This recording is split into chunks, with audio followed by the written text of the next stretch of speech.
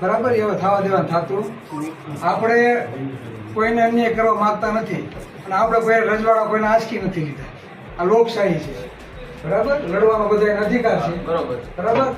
કારણ વગર કારણના આપણે કોઈ દબાણ રહી જાય કે આપણે સહન કરવાનું થતું નથી. બહુ સહન કર્યું છે. આપણે કાયદા અને સંવિધાનમાં માનવાળા વ્યક્તિ છીએ, બરાબર. પોલીસ પ્રશાસનથી કાલે ઘણા ફોન આવ્યા, ચિરાગભાઈ ગુના દાખલ થઈ ગયા છે, આરોપી પકડાઈ ગયા છે, બરાબર. તો તમે કે રેલવે કે મોકૂફ રાખો. તમે કીધું ભાઈ એસપી સાહેબ હાજર રાખજો. અમે આવીએ, બરાબર, કેમ કે હમણાં 3 થી 4 બનાવ બન્યા છે. આપણે કોઈને અન્યાય કરવા માંગતા નથી, પણ ખોટી રીતે દર ખેલે આપણે આપને ભોગ બનાવે, બરાબર, ને પોતાને તુમર ખાન સમજતા હોય કે અમે કિંગ છીએ અને અમે કાલ સવારે તમને ઉભા ન દઈએ. આ તો ડરાવવાની વાત છે કે તમારે અમારી સામે ઉભું રહેવાનું નહીં, બરાબર. સાજા થઈ જાવ કમ્પ્લીટ, પછી તમારા જ વિસ્તારમાં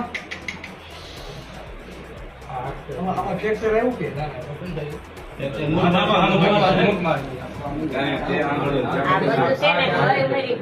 હા, એટલે જ કહું ને આ બધું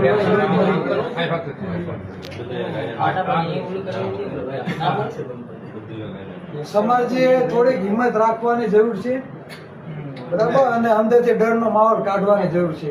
એટલે ટૂંક સમયમાં આપણે બોટાદમાં કાર્યક્રમ ગોઠવીએ છીએ, બરાબર. અને આપણી એકતા શું છે ને એ તમારે બતાવવી પડશે. બાકી હમણાં 3 થી 4 બનાવ